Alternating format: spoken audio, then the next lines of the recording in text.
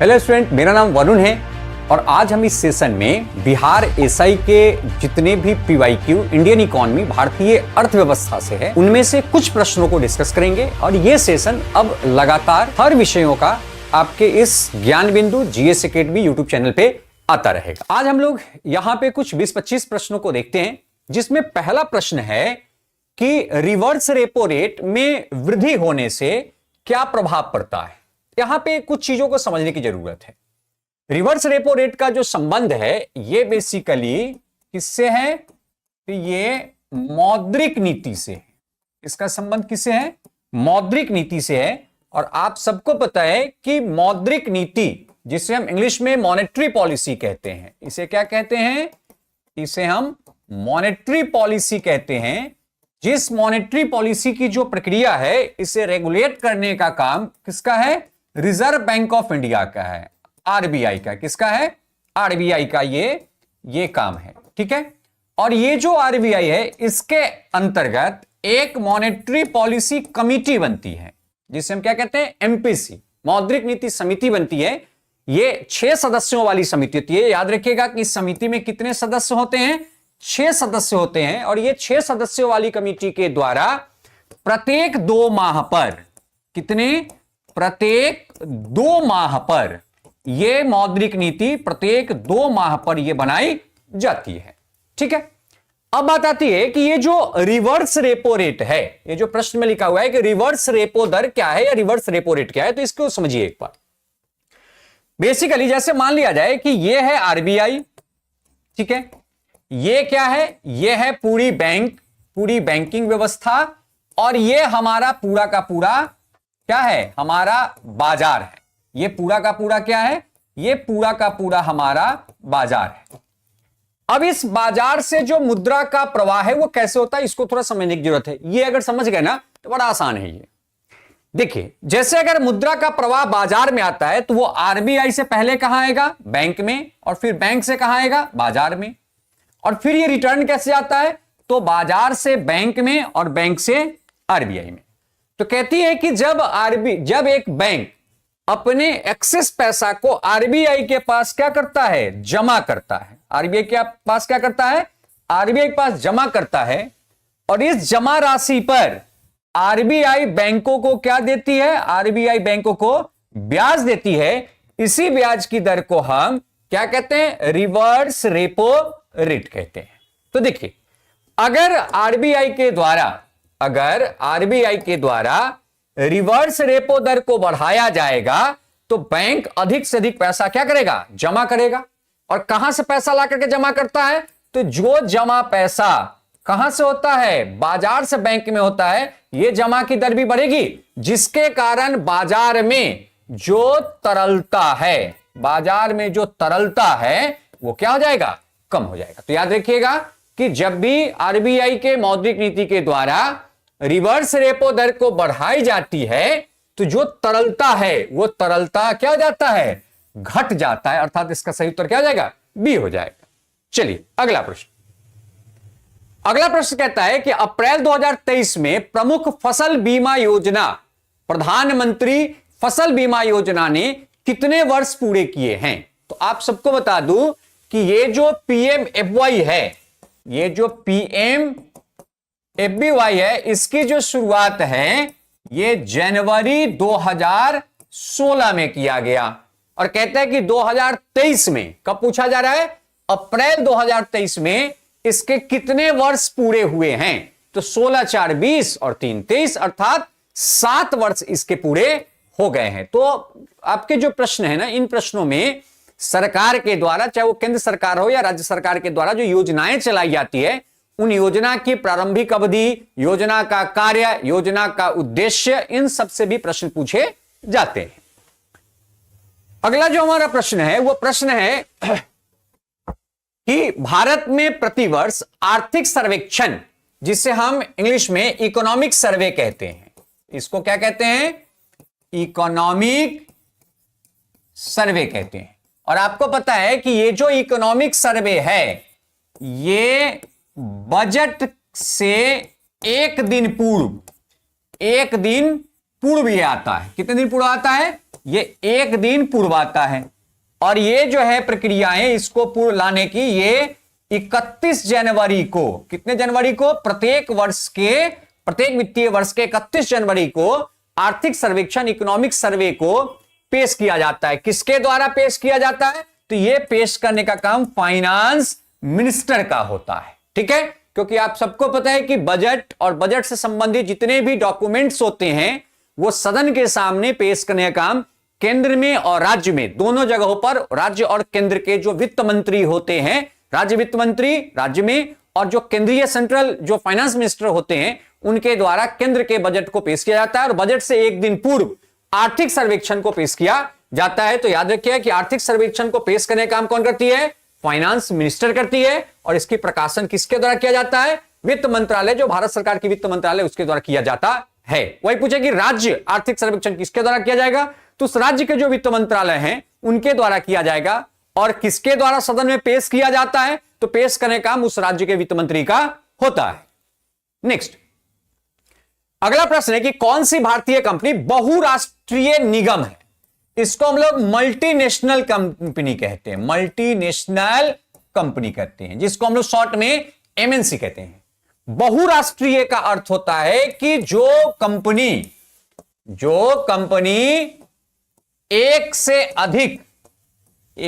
अधिक राष्ट्र में क्या कर रहा है? वो अपना व्यापार करता है, अर्थात उसका वहां पर उत्पादन प्रक्रिया वगैरह जो है ये होती है, उस कंपनी को बहुराष्ट्रीय मल्टीनेशनल कंपनी कहते हैं। तो कहता है कौन सा मल्टीनेशनल है? सबसे पहला बीएसएनएल। तो आपको पता है कि भारत संचार जो निगम है, ये जो बीएसएनएल है, ठीक है, तो बीएसएनएल तो ये भारत सरकार की ये एक संचार कंपनी है। ये क्या है? ये भारत सरकार की एक कैसी कंपनी है? ये भारत सरकार की एक संचार कंपनी है। और इसका जो शाखा है वो सिर्फ किसमें है? सिर्फ भारत में है। अर्थात ये जो है ये राष्ट्रीय कंपनी है। याद रखिएगा, ये राष्ट्रीय कंपनी है, ये बहुराष्ट्रीय कंपनी नहीं है। ठीक है, तो कहता है कौन सा नहीं है? तो ये जो बीएसएनएल है ये बहुराष्ट्रीय नहीं है, ये राष्ट्रीय कंपनी। क्योंकि टाटा मोटर्स, आप देखते हैं टाटा मोटर्स विश्व के कई राष्ट्रों में ये कार्य करते हैं। इसके बाद एशियन पेंट, बहुत सारे राष्ट्रों में एशियन पेंट का है। इसका देखिए कि रनबैक्सी जो मेडिसिन बनाती है, बहुत सारे राष्ट्रों में इसकी मैन्युफैक्चरिंग और इसकी जो ट्रेडिंग एक्टिविटी होती है, बहुत सारे राष्ट्रों के साथ इसका व्यापारिक संबंध है। तो ये सब एमएनसी है, अर्थात मल्टीनेशनल बहुराष्ट्रीय कंपनी है। लेकिन बीएसएनएल जो है ना, ये सिर्फ भारत में है इसकी, और वो भारत में इसकी जो प्रतिशत बहुत ही कम है। नेक्स्ट, कहता है कि भारत के राष्ट्रीय प्रतिदर सर्वेक्षण संगठन का क्या उत्तरदायित्व है? इसको शॉर्ट में हम लोग कहते हैं एनएसएसओ। इसको इंग्लिश में कहा जाता है नेशनल सैंपल सर्वे ऑफिस। और इसकी जो स्थापना है वो 1950 में किया गया, 1950 में किया गया। जैसे भारत में 2 संगठन थी। 1950 में एस्टैब्लिश्ड एक संगठन है जिसका नाम था एनएसएसओ, और 1951 में एस्टैब्लिश्ड एक संगठन था जिसका नाम है सीएसओ, सेंट्रल स्टैटिस्टिकल ऑफिस, केंद्रीय सांख्यिकीय कार्यालय। और एनएसएसओ का क्या नाम है? तो राष्ट्रीय प्रतिदर्श सर्वेक्षण संगठन। बाद में इसके नाम को संगठन की जगह पर कार्यालय कर दिया गया था। और आपको बता दूं कि इन दोनों संगठनों को मिलाकर 2019 में एक संगठन बनाया गया जिसका नाम है एनएसओ। याद रखिएगा, ये सीएसओ है, लेकिन जो नया संगठन बना उसका नाम क्या है? एनएसओ, नेशनल स्टैटिस्टिक्स ऑफिस, राष्ट्रीय सांख्यिकीय कार्यालय। ठीक है, तो ये कब बना दिया गया? 2019 में। ये प्रश्न में पूछा गया है कि एनएसएसओ का कार्य क्या है। तो देखिए, ये जो एनएसएसओ है ये असंगठित कार्य करता था, ये असंगठित कार्य करता था। और ये जो सीएसओ है ये संगठित कार्य करता था।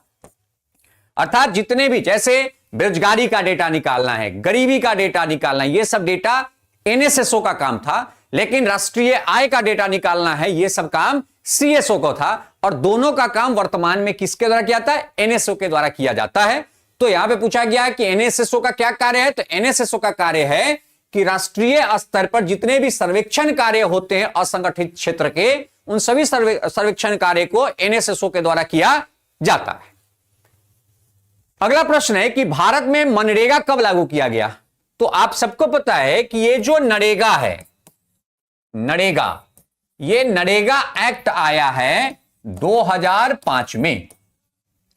बिहार के ही उस समय के ग्रामीण विकास मंत्री थे रघुवंश प्रसाद सिंह, वैशाली के सांसद भी थे, लोकसभा सांसद थे। उन्हीं को नरेगा मैन के नाम से भी या मनरेगा मैन के नाम से भी जाना था, क्योंकि उन्हीं के द्वारा इसकी पूरी स्ट्रक्चर को तैयार किया गया था। ये जो बेसिकली नरेगा जो 2 अक्टूबर 2009 में, इसके जो नाम है, इस नाम को 2 अक्टूबर 2009 में बदलकर, इसको क्या किया गया, इसको बदलकर इसके नाम को क्या कर दिया गया, मनरेगा कर दिया गया। क्या कर दिया गया, मनरेगा कर दिया गया। Mahatma Gandhi National Rural Employment Guarantee Act है, ये कानून है, ये कोई योजना नहीं है। इसे 2005 में पार्लियामेंट से पारित करवाया गया है। ये बेसिकली जो एक्ट है, इस एक्ट को 2 फरवरी 2006 को आंध्र प्रदेश के जो बंदापाली क्षेत्र है वहां पर इसे शुरू किया गया था। अनंतपुर जो जिला है वहां पर एक बंदापाली ग्राम है, वहां पर प्रधानमंत्री उस समय थे मनमोहन सिंह, उनके द्वारा इसका इनॉग्रेशन किया गया था। और इसमें बेसिकली जो रूरल डिस्ट्रिक्ट होते हैं, किसका, जो रूरल डिस्ट्रिक्ट होता है, जो रूरल डिस्ट्रिक्ट होता है, सिर्फ उसी में इसको लगाया गया है। रूरल डिस्ट्रिक्ट अर्थ है जो ग्रामीण जिला है, क्या है, जो ग्रामीण जिला है, उसी ग्रामीण जिला में इसको लागू किया जाता है। अर्थात जो शहरी जिला है, जैसे अगर हम एनसीआर की बात करते हैं, हम दिल्ली की बात करते हैं, दिल्ली के अंदर जो डिस्ट्रिक्ट है उसमें यह लागू नहीं होगा, यह हमेशा ग्रामीण जिला में होगा। क्योंकि यह जो एक्ट है, इस एक्ट के तहत एक वर्ष में 100 डेज, कितने, 100 डेज के जॉब गारंटी की इसमें लक्ष्य ली गई है, या इसका उद्देश्य है कि एक वर्ष में अर्थात 365 दिन में 100 दिन की जॉब गारंटी दिया जाएगा। और इसमें जो कार्य हैं वो कार्य बेसिकली ग्रामीण जो विकास से संबंधित कार्य वही करवाई जाती है। और ये अनस्किल्ड लेबर के लिए है, ये स्किल्ड और सेमी स्किल्ड के लिए नहीं है। इसलिए इस योजना को किस प्रकार के जिलाओं में लागू किया गया है, तो जो ग्रामीण जिला है, ग्रामीण जिला में इसे लागू किया गया है। और इसकी शुरुआत कब की गई थी, तो आंध्र प्रदेश में इसका इनॉग्रेशन हुआ था। कब, 2 फरवरी 2006 को हुआ था। किसके द्वारा, तो उस समय प्रधानमंत्री थे मनमोहन सिंह के द्वारा, उनके द्वारा ये इनॉग्रेशन किया गया था। अगला प्रश्न है कि सरकार फसलों के समर्थन में कौन से मूल्य की घोषणा करती है। देखिए, आपको पता है कि 1966-67 में हम लोग को पता है कि जो ग्रीन रिवॉल्यूशन है, जो ग्रीन रिवॉल्यूशन है, इस ग्रीन रिवॉल्यूशन की शुरुआत हुई। और ग्रीन रिवॉल्यूशन में जो किसान हैं, उन किसानों के जो उपज हैं, उस उपज को पहले सिक्योर करने के लिए सरकार के द्वारा, जो हमारी जो कृषि मंत्रालय है उनके द्वारा एमएसपी जारी किया जाता है। क्या कहता है, एमएसपी जारी किया जाता है, न्यूनतम समर्थन जो मूल्य है उसे जारी किया जाता है। ठीक है, अर्थात जो सरकार मूल्य की घोषणा करती है उसे हम क्या कहते हैं, उसे न्यूनतम समर्थन मूल्य एमएसपी कहते हैं। और इस एमएसपी को जारी करने का जो कार्य है वो बेसिकली किसका है, तो कृषि लागत और मूल्य आयोग है, इसी का काम है एमएसपी को जारी करना। अर्थात कृषि लागत और मूल्य आयोग का गठन किया जाता है और इसके द्वारा रबी, खरीफ और कमर्शियल क्रॉप मिलाकर के 22 फसलों का मूल रूप से एमएसपी जारी किया जाता है। नेक्स्ट, अगला प्रश्न कि 2011 के जनगणना के अनुसार भारत की साक्षरता दर कितनी थी। टोटल लिटरेसी रेट, यहां पे मेल फीमेल को अलग अलग किया नहीं गया है। तो आपको बता दूं कि 2011-12 के जनगणना के अनुसार भारत की जो साक्षरता दर थी वो 73% थी प्रारंभिक दौर में, जो कि आगे चल करके ये 73 से बढ़कर 74.04 हो गया था। अगर हम इसमें महिला और पुरुष को अलग अलग करते हैं तो पुरुष साक्षरता दर जो है भारत की 2011-12 जो जनगणना हुई उसके अकॉर्डिंग 82.14% है। वही जो महिला जो शिक्षा की दर है, साक्षरता दर है, वो 65.46% उस समय आकलित किया गया था। नेक्स्ट, अगला प्रश्न है कि राष्ट्रीय आय किसके बराबर होता है। देखिए आपको इसका चैनल बताते हैं। राष्ट्रीय आय के कंसेप्ट जब हम पढ़ते हैं तो उसमें हम 3 चीजों को पढ़ते हैं। पहला पढ़ते हैं जीडीपी, फिर हम पढ़ते हैं एनडीपी, फिर हम यहीं पर एक और पढ़ लेते हैं जीएनपी, और हम अंत में पढ़ते हैं एनएनपी। ठीक है, इसको कहते हैं सकल घरेलू उत्पाद, इसको कहते हैं शुद्ध घरेलू उत्पाद, इसको कहते हैं सकल राष्ट्रीय उत्पाद, और इसको कहते हैं शुद्ध राष्ट्रीय उत्पाद। तो आपको बता दूं कि 2017 से पूर्व इसमें थोड़ी सी परिवर्तन थी। 2017 से पूर्व जो एनएनपी निकलता था, इस एनएनपी को बाजार मूल्य पर, किस मूल्य पर, बाजार मूल्य पर निकालने के बाद उसी को हम क्या कहते थे, उसी को हम राष्ट्रीय आय कहते थे। लेकिन 2017 के बाद कहा गया कि नहीं, हम राष्ट्रीय आय के आकलन जो एनएनपी से करते हैं अब हम किस पर करेंगे, तो अब हम साधन लागत पर करेंगे। किस पर करेंगे, साधन लागत पर करेंगे। ठीक है, अर्थात अगर वर्तमान में देखा जाए तो जो एनएनपी फैक्टर कॉस्ट है इसी को हम क्या कहते हैं, इसी को हम राष्ट्रीय आय कहते हैं। ठीक है, पुराने जो कोई बुक होंगे वहां पर एनएनपी मार्केट प्राइस भी लिखा हो सकता है। नेक्स्ट, अगला प्रश्न कहता है कि बिहार में प्रचलित कीमतों पर 2019-20 में विशुद्ध राज्य घरेलू उत्पाद की समृद्धि दर कितनी थी। देखिए यहां पे थोड़ा सा इस प्रकार के जो प्रश्न है इसमें थोड़ा सा आप लोग बचिएगा। इसमें क्या है कि ये जो प्रश्न ये 19-20 का है, तो 19-20 के डेटा को देखने की कोई जरूरत अब नहीं है। अब जो भी डेटा आपको देखना है वो 2023-24, 2024-25 के डेटा को आपको देखना है। ठीक है, और इस डेटा में आपको दोनों देखना है, कौन कौन, भारत का डेटा भी और साथ में किसका डेटा, बिहार का डेटा भी देखना है। अब यहां पे कहता है कि घरेलू उत्पाद की समृद्धि दर कितनी थी, अर्थात जो एक स्टेट ग्रॉस डोमेस्टिक प्रोडक्ट है एसजीडीपी, इसको देखना होता है। लेकिन जब भारत की हम बात करते हैं तो उसमें हम क्या देखेंगे, जीडीपी देखेंगे। जैसे हम अगर आपको बता दें कि 2023-24 में, अगर हम 2024-25 की बात कर लेते हैं, 2024-25 में जो भारत के जीडीपी ग्रोथ रेट अभी तक देखा गया है वो 6.4% का था, जो कि अगले वर्ष 25-26 में ये 6.5% का लक्ष्य लिया गया है। तो इसलिए इस टाइप के जो प्रश्न है, इस प्रश्न को मैं इसलिए यहां पे लाया हूं ताकि आप यहां पे देख लें कि इस प्रकार के प्रश्न भी पूछे जाते हैं। दूसरा, इसमें कह रहा है कि प्रचलित कीमतों पर 2011-12 यहां पे अगर कर दिया तो देखिए कोई भी जो हम डेटा निकालते हैं, कोई भी जो अगर हम डेटा निकालते हैं तो उस डेटा में दो होता है, एक तो चालू मूल्य पर, ठीक है, और दूसरा इसमें आपको क्या करा है, दूसरा करा है प्रचलित कीमत पर, और दूसरा प्रचलित कीमत पर, प्रचलित मूल्य पर। ठीक है, ये जो चालू कीमत है ये उस वर्ष को कहते हैं जिस वर्ष डेटा की गणना की गई है, और इसको हम लोग नॉमिनल भी कहते हैं। इसको हम लोग क्या कहते हैं, नॉमिनल भी कहते हैं। और ये जो प्रचलित मूल्य है ये बेसिकली आधार वर्ष मूल्य होता है, और इसको हम लोग रियल कहते हैं। क्या कहते हैं, रियल कहते हैं। जैसे अभी देखा जाए तो हमारा जो आधार वर्ष है, वर्तमान में अगर हम आधार वर्ष की बात करें तो अभी हमारा आधार वर्ष 2011-12 है। लेकिन जो गोल्डर समिति की रिपोर्ट आई है, गोल्डर कमिटी का जो अभी रिपोर्ट आया है, इस कमिटी के रिपोर्ट के अकॉर्डिंग 2026 से हो सकता है सरकार आधार वर्ष कब ले, 2022-23 को ले, अर्थात अगले वर्ष से संभावना है कि जो आधार वर्ष 11-12 वो चेंज हो जाएगा। इसलिए इस प्रकार के प्रश्न का मैं उत्तर इसलिए नहीं दे रहा हूं क्योंकि इसका कोई उत्तर का संबंध नहीं है, प्रश्न पुराना है, लेकिन इस आधार पर आपसे प्रश्न पूछे जाते हैं। चलिए अगला प्रश्न। अगला प्रश्न कहता है कि मानव विकास सूचकांक, जिसे हम लोग ह्यूमन डेवलपमेंट इंडेक्स भी कहते हैं, एचडीआई, और आपको बता दूं कि 1990 के दशक में पाकिस्तान के इकोनॉमिस्ट थे जिनका नाम है महबूब उल हक। क्या नाम है इनका, महबूब उल हक के द्वारा यह ह्यूमन डेवलपमेंट इंडेक्स, मानव विकास सूचकांक के पूरे स्ट्रक्चर को तैयार किया गया था।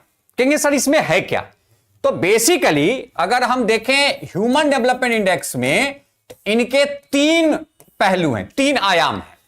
पहला है एजुकेशन, दूसरा है हेल्थ और तीसरा है आप कह सकते हैं आय। ठीक है, क्योंकि आय के आधार पर, अर्थात पर कैपिटा इनकम, प्रति व्यक्ति आय के आधार पर, इन तीनों आंकड़े के आधार पर इस डेटा को तैयार किया जाता है। और ये जो डेटा है, इस डेटा को UNDP, United Nation Development Programme, संयुक्त राष्ट्र विकास कार्यक्रम के द्वारा प्रत्येक वर्ष प्रकाशित किया जाता है। आप मुझे कमेंट करके बताइए कि 2023 में यूएनडीपी के द्वारा जो ह्यूमन डेवलपमेंट इंडेक्स, मानव विकास सूचकांक जारी किया गया, उसमें भारत की रैंकिंग क्या है और प्रथम रैंक किस राष्ट्र को प्राप्त हुआ है। नेक्स्ट, अगला प्रश्न है कि भारत का राज्य अथवा केंद्र शासित प्रदेश जो जनगणना 2011-12 में साक्षरता दर में तीसरा सर्वाधिक मान रखता है, कहता है कि तीसरा सर्वाधिक मान रखने वाला कौन है। अब देखिए यहां पर इन्होंने क्या किया है, राज्य के साथ साथ इन्होंने यूनियन टेरिटरीज को भी काउंट कर दिया। क्या भाई, सबको एक साथ मिलाओ और कहो कि जो साक्षरता का जो इन्होंने रिपोर्ट दिया था, किसका रिपोर्ट, साक्षरता का रिपोर्ट दिया था, इसमें इन्होंने कहा कि टॉप 3 में कौन है। इसमें क्या कहा गया कि टॉप 3 में इसमें कौन है। तो आपको बता दूं कि टॉप 3 में अगर सबका देखा जाए तो सबसे पहला रैंक हमेशा किसका आता है, केरल का, हमेशा से लगभग। और सबसे निचले में हम रहते हैं, बिहार रहता है। दूसरा लक्षद्वीप और तीसरा मिजोरम, चौथा गोवा और पांचवा त्रिपुरा। केरल का अगर देखें आप साक्षरता दर ओवरऑल तो 94% है। मिजोरम का अगर आप देखें तो 91.3% है और लक्षद्वीप का 91.8% है। अर्थात इसके अकॉर्डिंग देखा जाए तो इस टॉप 3 में कौन आता है, तो टॉप 3 में जो तीसरा नंबर है वो तीसरा सर्वाधिक मान किसका है, तो तीसरा सर्वाधिक मान मिजोरम का है। कितना है, 91.3% है। तो ये टॉप 3 हो गया। नीचे से टॉप 3 में कौन है, तो देखिए सबसे नीचे से है कौन, बिहार 61.8%, दूसरा अरुणाचल 65.4% और तीसरा कौन है नीचे से, राजस्थान 66.1%। तो सबसे हाईएस्ट रेट ऑफ लिटरेसी, सबसे अधिक साक्षरता दर किसका है, केरल का, और सबसे कम साक्षरता दर किसका है, बिहार का। पुरुष महिला दोनों के केस में यही उत्तर इसका होगा। अगला प्रश्न कहता है कि पूर्ति के नियम के अनुसार एक वस्तु की कीमत एवं उसकी पूर्ति मात्रा के मध्य कैसा संबंध होता है। देखिए आप जब भी पढ़ते हैं, जब हम नियम पढ़ते हैं, खास करके बाजार का नियम जब पढ़ते हैं तो यहां पे हमें 2 पढ़ना पड़ता है। एक तो मांग का नियम और दूसरा आता है पूर्ति का नियम। ठीक है, लॉ ऑफ डिमांड और लॉ ऑफ सप्लाई। इसको एक बार तो समझिए। मांग का नियम कहता है कि जब मूल्य घटेगा तो इस केस में मांग बढ़ जाएगा, क्योंकि भाई सिंपल सी बात है, मूल्य घटेगा तो ग्राहकों को सस्ता में मिलेगा वस्तु, ग्राहक अपने उतने ही पैसे से अधिक वस्तु का क्रय करेगा तो वस्तुओं की मांग बढ़ जाएगी। ऐसे मूल्य घटने से मांग का दर में बढ़ोतरी पहले से अधिक होती। वही अगर मूल्य को बढ़ा दिया जाए तो हम लोगों की जो परचेजिंग पावर है वो कम हो जाता है, जिसका डिमांड कम हो जाती है। लेकिन यहां पर आपूर्ति के केस में ये उल्टा है। आपूर्तिकर्ता को लाभ कब मिलेगा, जब अधिक मूल्य मिलेगा, और अधिक मूल्य मिलेगा तो उसे लाभ मिलेगी तो चाहेगा कि हम अधिक से अधिक वस्तु को क्या करें, बाजार में भेजें और अधिक से अधिक वहां से लाभ कमाएं। तो पूर्ति के केस में क्या होता है कि जैसे ही मूल्य बढ़ेगी, ये जो पूर्ति करता है, उत्पादन करता है, वो पूर्ति के दर को बढ़ा देगा, और जैसे ही मूल्य में गिरावट आएगा, ये पूर्ति की जो दर है इसे ये क्या करेगा, कम कर देगा। क्योंकि आप सबको पता है कि मूल्य बढ़ने पर लाभ का जो दर है वो बढ़ जाता है और मूल्य घटने पर लाभ की दर कम हो जाती है। तो अधिक लाभ होगा तो अधिक बना के बेचेगा, कम लाभ होगा तो कम बना करके बेचेगा। अर्थात पूर्ति के केस में मूल्य और पूर्ति के बीच कैसा संबंध है, समानुपाती संबंध है। और मांग के केस में मूल्य और मांग के बीच कैसा संबंध है, वे उत्क्रमानुपाती संबंध है। अर्थात यहां पर संबंध नेगेटिव है, यहां पर संबंध हमेशा पॉजिटिव होता है। तो याद रखिएगा कि इसका जो नियम है, इस नियम के तहत, इस नियम में मूल्य और आपूर्ति के बीच कैसा संबंध है, धनात्मक, और इस नियम के तहत मूल्य और मांग के बीच कैसा संबंध है? ऋणात्मक संबंध है। तो याद रखिएगा कि पूर्ति के नियम में कीमत के साथ इनका कैसा संबंध है? इनका धनात्मक संबंध है, अर्थात कीमत बढ़ेगी तो पूर्ति बढ़ेगी क्योंकि लाभ बढ़ जाती है, और कीमत घटेगी तो लाभ कम होगी, तो आपूर्ति को भी कम कर दिया जाता है। अगला प्रश्न कहता है कि व्यवसायिक बैंक अर्थात कॉमर्शियल बैंक, जो सामान्य बैंक, उसका कार्य क्या है? तो देखिए, बैंक का जो मेन काम है वो है एक्सेप्ट डिपॉजिट, अर्थात डिपॉजिट को स्वीकारना, और ग्रांट लोन, और ग्राहकों को कर्ज देना।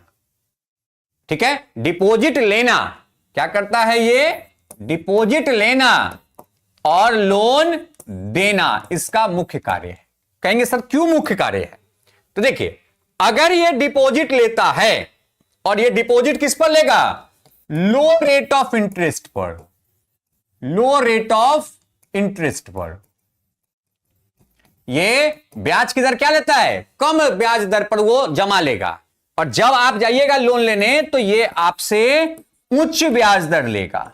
क्या लेगा? ये उच्च ब्याज दर लेगा, और यही बैंक का मूल काम है। आप जमा कीजिएगा तो 4% और कर्ज लीजिएगा तो 8%, तो यही मूल काम है बैंक का। तो कभी अगर क्वेश्चन पूछता है कि एक व्यवसायिक बैंक का प्राथमिक कार्य क्या है, तो यही है जमा स्वीकार करना और लोन देना। तो यहां पे देखिए कि जमा स्वीकार करना और ऋण देना यह एक बैंक का प्राथमिक कार्य है।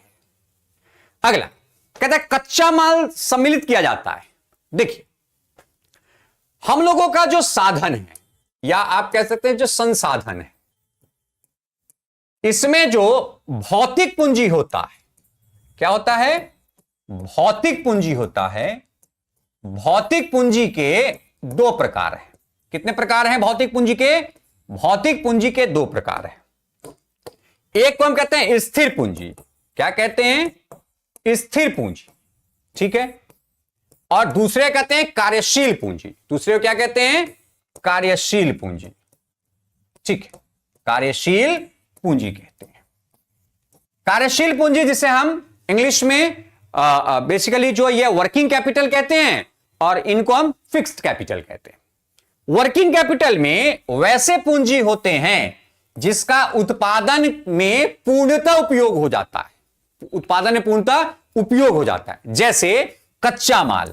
जैसे कच्चा माल, तो भाई अगर आप उत्पादन करते हैं तो कच्चा माल का 100% वहां पे क्या होता है? 100% वहां पे कच्चा माल का उपयोग होता है।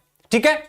इसके बाद कहता है कि स्थिर पूंजी वो पूंजी होते हैं जो उत्पादन कार्य में संलग्न होते हैं और धीरे धीरे इसमें घिसावट होती है। जैसे जितने भी मशीनरी हैं या जितने भी टूल्स हैं या जो मकान है, जिस मकान के अंदर उत्पादन होता है, वो सब के सब उस कंपनी का कैसा पूंजी होता है? स्थिर पूंजी होता है। तो याद रखिए कि भौतिक पूंजी, फिजिकल कैपिटल के दो भाग हैं। एक को कहते हैं स्थिर पूंजी, एक को कहते हैं कार्यशील पूंजी। तो जो कच्चा माल है, नगद कैश है, ये सब किस में आएगा? कार्यशील पूंजी में आएगा। जितनी भी गाड़ियां हैं, जितनी भी टूल्स हैं, जितनी भी मशीन है, जितना भी घर है, ये सब के सब किस में आएगा? स्थिर पूंजी में आएगा। तो याद रखिए कि कच्चा माल किस में सम्मिलित किया जाता है? तो कच्चा माल को कार्यशील पूंजी में सम्मिलित किया जाता है। नेक्स्ट, अगला प्रश्न है कि 1991 में भारत में आर्थिक सुधार को अपनाने का मुख्य तत्कालिक कारण क्या था? आप सबको पता है कि 1991 में एलपीजी पॉलिसी आया था। क्या आया था? एलपीजी पॉलिसी आया था, जिसे नई आर्थिक नीति के नाम से जाना है। इसको हम लोग न्यू इकोनॉमिक पॉलिसी भी कहते हैं। क्या कहते हैं? New economic policy. New economic policy भी कहते हैं, जिसको हम लोग एलपीजी के नाम से जानते हैं। लिबरलाइजेशन, प्राइवेटाइजेशन और ग्लोबलाइजेशन, जिसको हम लोग हिंदी में उदारीकरण, निजीकरण और वैश्वीकरण के नाम से भी जाना जाता है।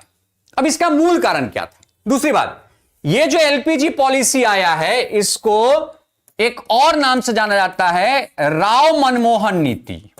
राव मनमोहन नीति के नाम से भी जाना जाता है, क्योंकि इस समय वित्त मंत्री, फाइनेंस मिनिस्टर कौन थे? मनमोहन सिंह। और पीवी नरसिम्हा राव उस समय क्या थे? तो PV Narasimha Rao prime minister थे उस समय। और बेसिकली ये जो प्रक्रिया है इसलिए लाया गया क्योंकि 1990 के दशक के प्रारंभ में ही भारत में आर्थिक संकट, खास करके विदेशी मुद्रा भंडार में बहुत अधिक गिरावट हुई और हमारे पास विदेशी मुद्रा बस इतना बच गया था कि हम एक सप्ताह तक, एक वीक तक ही हम विदेशों से वस्तु खरीदकर अपने यहां के रिक्वायरमेंट को पूरा कर सकते थे। उसी समय जब ये लोग अंतरराष्ट्रीय संगठनों के पास गए, विश्व बैंक, IMF के पास, तो उन्होंने सुझाव दिया कि आप अपने यहां जो इकोनॉमिक पॉलिसी है उस इकोनॉमिक पॉलिसी में परिवर्तन लाइए। और उसी समय मनमोहन सिंह के नेतृत्व में एक नई योजना, नई आर्थिक नीति लाई गई जिसे LPG पॉलिसी, उदारीकरण, निजीकरण और वैश्वीकरण के नाम से जाना जाता है। तो इसका मूल कारण क्या था? इसका मूल कारण था भुगतान संतुलन का संकट, क्योंकि उस समय हमारे पास जो विदेशी मुद्रा भंडार है, हमारा जो विदेशी मुद्रा जो भंडार है, यह विदेशी मुद्रा भंडार बहुत ही कम हो गया था, कह सकते हैं खाली हो गया था, जिसके कारण सरकार को न्यू इकोनॉमिक पॉलिसी को इंप्लीमेंट या इंपोज करना, लागू करना पड़ा था। नेक्स्ट कहता है, निम्न में से कौन सा जापान की मुद्रा का नाम है? देखिए, जब भी मुद्रा के नाम की बात आती है ना, मुद्रा के नाम का बात आता है, तो याद रखिएगा 5 मुद्रा का नाम आपको बहुत जरूरी है, क्योंकि 5 जो मुद्रा है इसको IMF, इंटरनेशनल मॉनेटरी फंड, अंतरराष्ट्रीय जो मुद्रा कोष है, इसके 5 करेंसी है: डॉलर, पौंड, यूरो, एन और युआन। युआन को रिनमिनबी कहा जाता है और युआन जो है ना, ये चाइना का है करेंसी। तो याद रखिएगा, जो युआन है ये किसका है? ये चाइना का है और इसको रिनमिनबी भी कहते हैं। इसको क्या कहते हैं? रिनमिनबी भी कहते हैं। जो सबसे अंत में जो IMF की मुद्रा उसमें इसको जोड़ा गया है। और ये जो एन है, ये एन जो है ये किसकी करेंसी है? तो ये जापान की करेंसी है। तो IMF की कितनी मुद्रा है? IMF के 5 मुद्रा है: डॉलर, अमेरिकी डॉलर, पौंड, यूरोपीय यूनियन का यूरो, एन और युआन। तो ये 5 से भी पूछा प्रश्न जाता है। नेक्स्ट कहता है कि मुद्रा का प्राथमिक कार्य क्या है? कहता है कि मनी का मुख्य कार्य क्या है? तो money is the medium of exchanging. मुद्रा का मूल कार्य है वस्तु तथा सेवा के आदान प्रदान में एक माध्यम का काम करना। जैसे मान लिया जाए कि आपसे मैं कॉपी खरीदा, तो उस कॉपी के बदले कुछ मुद्रा दिया। कितना मुद्रा दिया? तो उस कॉपी का जितना मूल्य था। अर्थात एक तो है कि वस्तु तथा सेवा के खरीद बिक्री में यह एक माध्यम का काम करता है। दूसरा, उस वस्तु तथा सेवा के मूल्य निर्धारण का काम भी कौन करता है? मुद्रा करता है। कि भाई ये कॉपी का दाम 20 रुपया, तो आप 20 का नोट दीजिए, हम आपको कॉपी दे देंगे। तो 2 काम हो गया। एक तो कॉपी लेने के लिए कुछ देना पड़ा, कितना देना पड़ा? तो एक मुद्रा की वैल्यू वहां पर देनी पड़ी है। अर्थात याद रखिएगा कि मुद्रा का मूल काम क्या है? तो एक तो विनिमय का काम करना और दूसरा उसके मूल्य का मापन करना। कि भाई मैंने बोला कि भाई उस कॉपी का मूल्य कितना है? 20 रुपया है, तो ये उसका मूल्य मापन हो गया। और हमने आपको एक नोट दिया, हमने आपको एक नोट दिया, कितने मूल्य का? 20 रुपए मूल्य का, तब जाकर के आपने मुझे एक कॉपी दिया। अर्थात मुद्रा का मूल काम क्या है? विनिमय का माध्यम, अर्थात जो खरीद बिक्री का माध्यम है वो, और साथ ही साथ मूल्य का मापन करना। नेक्स्ट कहता है कि जनगणना 2011 के अनुसार भारत में किस राज्य में जनसंख्या घनत्व सर्वाधिक है? सबसे अधिक जो सर्वाधिक जनसंख्या घनत्व वाला राज्य है वो कौन है? बिहार, 1106। हमारा जो घनत्व है वो 1106 है। और बिहार में एक राज्य शिवहर, एक राज्य कौन है? एक राज्य है शिवहर। कौन है? एक राज्य है शिवहर। और शिवहर जो है ना, ये सर्वाधिक घनत्व वाला जिला है, 1880। अर्थात शिवहर के 1 वर्ग किलोमीटर में 1880 लोग रहते हैं, जो कि बिहार के 1 वर्ग किलोमीटर में 1106 लोग रहते हैं। अर्थात सर्वाधिक जो जनसंख्या घनत्व है वो भारत में किसका है? बिहार का है। और आपको पता है कि उस जनगणना के अनुसार जो भारत की घनत्व थी वो कितना थी? 300 82 लोग थे, अर्थात 1 वर्ग किलोमीटर में पूरे भारत में औसतन 382 लोग रहते हैं। नेक्स्ट कहता है कि सर्वाधिक प्रचुरता वाला उत्पादन साधन क्या है। देखिए, भारत को लेबर सरप्लस इकोनॉमी कहा जाता है। क्या कहा जाता है? लेबर सरप्लस, जिसे हम हिंदी में कहेंगे तो मजदूर प्रचुरता अर्थव्यवस्था या प्रचुर मजदूर अर्थव्यवस्था कहा जाएगा, या कह सकते हैं मजदूर अधिशेष अर्थव्यवस्था इसको कहा जाता है। साथ ही साथ बिहार को भी यही कहा जाता है, कि बिहार एक मजदूर अधिशेष राज्य है, या बिहार की अर्थव्यवस्था मजदूर अधिशेष अर्थव्यवस्था। क्यों? क्योंकि हमारे यहां जितनी मजदूरों की जरूरत है उससे अधिक मजदूर हमारे यहां उपलब्ध हैं। तो याद रखिएगा कि सर्वाधिक प्रचुरता वाला उत्पादन का साधन क्या है? श्रम। अब कहेंगे भाई कितने साधन हैं? तो उत्पादन के मूलतः 4 साधन हैं: भूमि, पूंजी, लेबर और जो उद्यमी है, ये संगठन या उद्यमी है, ये भी क्या है? ये भी उत्पादन के साधन है। लैंड, लेबर, कैपिटल और जो एंटरप्रेन्योर्स हैं, इन 4 को हम उत्पादन के साधन कहते हैं, जिसमें सबसे अधिक प्रचुर मात्रा में कौन पाया जाता है? श्रमिक। क्योंकि हमारा जो अर्थव्यवस्था है वो कैसी अर्थव्यवस्था है? लेबर सरप्लस इकोनॉमी है, मजदूर अधिशेष अर्थव्यवस्था है। नेक्स्ट अगला प्रश्न है कि 2 सेक्टर अर्थव्यवस्था प्रारूप में समग्र मांग होता है। समग्र मांग क्या होता है? देखिए, हम सबको पता है कि हमारा जो आय है, इस आय के 2 भाग होते हैं। एक होता है व्यय और दूसरा आता है निवेश। दूसरा क्या आता है? निवेश। अर्थात हम कह सकते हैं कि यहां पे कंजम्पशन एक्सपेंडिचर और इन्वेस्टमेंट 2 होता है, और इन दोनों को अगर आप मिला देते हैं तो यही आपका क्या निकल जाता है? आय निकल जाता है। तो कहते हैं 2 सेक्टर प्रारूप में समग्र मांग। तो यहां पर क्या हुआ? यहां पर उपभोग का मांग है। यहां पर कौन सा मांग है? यहां पर जो मांग है यह उपभोग का मांग है। क्या है?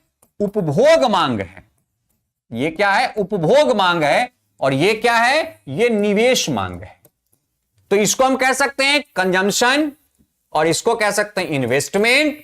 तो इसीलिए हम लोग क्या कहते हैं कि 2 सेक्टर अर्थव्यवस्था के प्रारूप में समग्र मांग क्या है? C+I, अर्थात उपभोग मांग प्लस निवेश मांग। इसी को 2 सेक्टर अर्थव्यवस्था में समग्र मांग कहा जाता है, एग्रीगेट डिमांड कहा जाता है। नेक्स्ट कहता है कि प्राकृतिक संसाधनों के दोहन से वस्तु का उत्पादन करने वाले क्षेत्र क्या कहलाते हैं? आप सबको पता है कि अर्थव्यवस्था के 3 क्षेत्र हैं: प्राथमिक, द्वितीयक और तृतीयक। 3 क्षेत्र हैं। प्राथमिक क्षेत्र में बेसिकली वैसे वस्तुओं को रखा जाता है जो कहां से आते हैं? जो प्राकृतिक संसाधन है, उसको किस में रखा जाता है? उसको प्राथमिक में रखा जाता है। जैसे कृषि, पशुपालन, वन, डेयरी उद्योग, इन सबको, खनिज, ये सब प्राथमिक क्षेत्र के उत्पाद हैं। और इन्हीं उत्पादों को जब हम औद्योगिक प्रक्रिया के द्वारा, जब हम इन्हीं उत्पादों को एक इंडस्ट्रियल एक्टिविटी के द्वारा कोई न्यू उत्पाद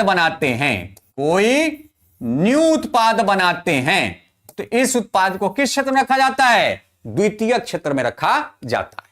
और ये जो तृतीयक क्षेत्र है, इसे हम लोग सेवा क्षेत्र के नाम से भी जानते हैं।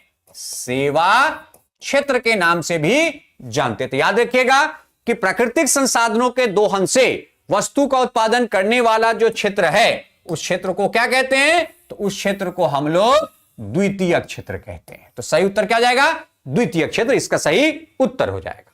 नेक्स्ट कहता है कि निम्न में से किस कारण से मांगी गई मात्रा में वृद्धि या कम होती है? तो अभी जस्ट मैंने आपको बताया लॉ ऑफ डिमांड।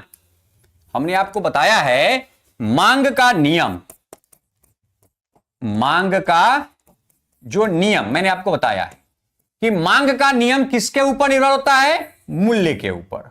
मांग का नियम किसके ऊपर निर्भर होता है? मूल्य के ऊपर। क्या होता है इसमें कि अगर मूल्य बढ़ेगा तो मांग घटेगी, और अगर मूल्य घटेगी तो इस केस में मांग बढ़ जाएगा। अर्थात साफ साफ दिखाई देता है कि मांग जो है वो किससे संबंधित है, तो संबंधित वस्तु के कीमत में परिवर्तन से संबंधित है। परिवर्तन अगर अधिक होगी अर्थात मूल्य अगर अधिक होगा, मांग रिड्यूस हो जाएगा, घट जाएगा। मूल्य कम होगा तो इसकी मांग बढ़ जाएगी। नेक्स्ट, अगला था कि भारत में सूक्ष्म वित्तीय कंपनी, इसको माइक्रो फाइनेंस कंपनी भी कहते हैं, इसको माइक्रो फाइनेंस कंपनी भी कहते हैं, एमएफसी कहते हैं, का विनियामक प्राधिकरण कौन है? विनियामक प्राधिकरण का मतलब है कि इसको कंट्रोल कौन करता है, इसको कंट्रोल कौन करता है। तो याद रखिएगा कि ये जो वित्तीय कंपनी है इसको कंट्रोल करने का काम किसका है? आरबीआई का है। और आरबीआई एक्ट 1934 के तहत आरबीआई जो माइक्रो फाइनेंस कंपनी है इनको कंट्रोल, नियंत्रित करती है, अर्थात इनको रेगुलेट करने का काम करती है। तो याद रखिएगा कि भारतीय रिजर्व बैंक, जिसको हम लोग रिजर्व बैंक ऑफ इंडिया भी कहते हैं, ये जो माइक्रो फाइनेंस कंपनी है उसका ये क्या करता है? विनियामक करता है। नेक्स्ट कहता है कि ऑपरेशन फ्लड का संबंध किससे है? ऑपरेशन फ्लड, या इसको हम लोग श्वेत क्रांति भी कहते हैं, इसको हम लोग क्या कहते हैं? श्वेत क्रांति भी कहते हैं। और आप सबको पता है कि 1970 में श्वेत क्रांति की शुरुआत भारत में हुई थी। वर्गीज कुरियन के द्वारा यह क्रांति शुरू किया गया था। और बेसिकली कुरियन को श्वेत क्रांति का जनक कहा जाता है। श्वेत क्रांति का क्या कहा जाता है? जनक कहा जाता है। आप लोग मुझे कमेंट में बताइए कि राष्ट्रीय जो दुग्ध दिवस है वो किस दिन मनाया जाता है। और ये जो कुरियन के द्वारा श्वेत क्रांति लाई गई है 1970 में, कब लाया गया? 1970 में ये लाया गया था। कब लाया गया था? तो ये 1970 में लाया गया था। और आपको बता दूं कि भारत विश्व का सबसे अधिक दूध उत्पादक राष्ट्र है। सबसे अधिक क्या है? दूध उत्पादक राष्ट्र है। सबसे अधिक दूध उत्पादक राष्ट्र है। यह लगभग पूरे विश्व के दूध का 18% का उत्पादन अकेले कौन करता है? भारत करता है। और दूध उत्पादन को बढ़ावा देने के लिए जो 1970 में क्रांति शुरू की गई उसे ऑपरेशन फ्लड के नाम से या श्वेत क्रांति के नाम से जाना जाता है, जिसमें बेसिकली जो साहिवाल और मुर्रा जो गाय और भैंस की नस्ल है उन नस्लों को यहां पर लाया गया था। नेक्स्ट, अगला प्रश्न है कि सीमांत उपभोग प्रवृत्ति की क्या परिभाषा है? देखिए, आप एक चीज याद रखिएगा, उपभोग आपका डिपेंड किस पर करता है? दो चीजों पे। उपभोग का जो संबंध है, साथ में सीमांत जो कहते हैं, साथ में क्या कहते हैं? सीमांत। सीमांत का अर्थ होता है अतिरिक्त। सीमांत का क्या होता है? अतिरिक्त परिवर्तन। तो यहां पे कहता है कि सीमांत उपभोग प्रवृत्ति का संबंध किससे है? तो उपभोग का संबंध आपके किससे होता है? आय से होता है। तो कहता है कि सीमांत उपभोग का अर्थ क्या हुआ? कि उपभोग में कितना परिवर्तन हुआ, किसके परिप्रेक्ष्य में? आय के परिप्रेक्ष्य में। अर्थात उपभोग में परिवर्तन डिवाइडेड बाय आय में परिवर्तन जो होती है उसी को हम सीमांत उपभोग प्रवृत्ति कहते हैं। तो याद रखिएगा कि सीमांत उपभोग प्रवृत्ति बराबर क्या होता है? तो इसका साफ साफ एक ही फॉर्मूला है कि उपभोग में परिवर्तन डिवाइडेड बाय, इसको क्या कहते हैं? इसको कहते हैं उपभोग में परिवर्तन डिवाइडेड बाय आय में परिवर्तन। ठीक है, तो उपभोग में परिवर्तन डिवाइडेड बाय आय में परिवर्तन को हम क्या कहते हैं? इसी को हम सीमांत उपभोग प्रवृत्ति के नाम से जानते हैं। जो इसका ऑप्शन कौन होगा? बी सही होगा। नेक्स्ट कहता है कि एक पूर्ण प्रतिस्पर्धा बाजार में निम्नलिखित विशेषताएं। पूर्ण प्रतिस्पर्धा का अर्थ होता है फुल्ली कॉम्पिटिटिव मार्केट। कॉम्पिटिटिव मतलब प्रतिस्पर्धा मतलब होता है कि वहां पर प्रतियोगिता बहुत अधिक है। और प्रतियोगिता अधिक कब होता है? जब बनाने वाले बेचने वाले बहुत अधिक हों, खरीदने वाले भी बहुत अधिक हों, एक ही प्रकार के वस्तु को बनाने वाले भी बहुत अधिक हो, तो कहेंगे ये पूर्ण प्रतिस्पर्धा बाजार है, अर्थात यहां पे कंपटीशन बहुत ही हार्ड है। पहला ऑप्शन, बाजार में बड़ी संख्या में खरीदार और विक्रेता शामिल हो, एकदम सही। दूसरा, सभी फर्म समान वस्तुएं बनाती है, एकदम सही। और प्रत्येक खरीदार और विक्रेता एक मूल्य लेना चाहता है, एकदम सही। अर्थात ये तीनों का तीनों क्या है, सही है। और याद रखिएगा, जो पूर्ण प्रतिस्पर्धा बाजार है, इसमें जो लाभ की दर है, इसमें लाभ की दर बहुत ही क्या होता है, निम्न होता है। लाभ की दर बहुत ही कम होता है। तो याद रखिए कि पूर्ण प्रतिस्पर्धा बाजार में लाभ की दर बहुत ही कम होती है, क्योंकि यहां पे कंपटीशन बहुत ज्यादा होता है। एंड लास्ट, कहता है निम्न में से कौन सा क्षेत्र सार्वजनिक क्षेत्र का उदाहरण है? कौन सा क्षेत्र सार्वजनिक क्षेत्र? देखिए, आपको पता है कि सार्वजनिक क्षेत्र और निजी क्षेत्र, जैसे अगर हम कंपनियों के बारे में बात करें तो दो प्रकार की कंपनी है। एक तो पब्लिक, एक क्या है, पब्लिक कंपनी, जिसे हम क्या कहते हैं, सार्वजनिक। क्या कहते हैं, सार्वजनिक। एक पब्लिक सेक्टर होता है, एक होता है प्राइवेट। एक क्या है, एक है प्राइवेट, जिसको हम कहते हैं निजी। दो होते हैं। क्योंकि भाई किसको सार्वजनिक कहेंगे, तो याद रखिएगा, जिस कंपनी में सरकार की पूंजी 51% या उससे अधिक होती है, उसको हम कहते हैं सार्वजनिक कंपनी। और जिस कंपनी में सरकार की पूंजी 49% या उससे कम होती है, उसे कहते हैं प्राइवेट कंपनी। अर्थात 49% से कम सरकार का या नहीं भी है, 100% निजी लोगों का है। तो जिस कंपनी में सरकार की पूंजी 49% से कम है या नहीं है, उसको क्या कहते हैं, प्राइवेट, निजी क्षेत्र। और जिस संगठन में या जिस प्रकार के संगठन में सरकारी पूंजी की दर 51% या उससे अधिक अर्थात 100% तक है, उसको क्या कहते हैं, सार्वजनिक कंपनी कहते हैं। तो यहां पर आप देखिए, रेलवे एकदम किसकी कंपनी है, सरकार की कंपनी है, उसमें सरकार की पूंजी 51% से अधिक है। टिस्को इसमें नहीं है, टाटा का है। रिलायंस का है। हिंदुस्तान यूनिलीवर ये विदेशी कंपनी है। और इन सब कंपनियों को किस क्षेत्र में रखा गया है, प्राइवेट सेक्टर में रखा गया, निजी कंपनियों में रखा गया है। तो ये कुछ महत्वपूर्ण यहां पर 25 प्रश्न थे जो आपके ऑलरेडी बिहार एसआई में पूछे जा चुके हैं भारतीय अर्थव्यवस्था विषय से। नेक्स्ट जो हमारा सेशन आएगा, उस सेशन में हम बचे और भी जो करंट है उसको और भी जो इंडियन इकोनॉमी है उसके प्रश्न को लेकर के आएंगे। तो हमारे ये जो ज्ञान बिंदु जीएस एकेडमी है, इस यूट्यूब चैनल पे आप कंटिन्यू बने रहें।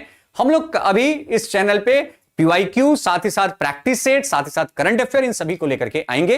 तो हमारे इस वीडियो को लाइक, हमारे इस चैनल को सब्सक्राइब और वीडियो को शेयर जरूर करें। Okay, thank you.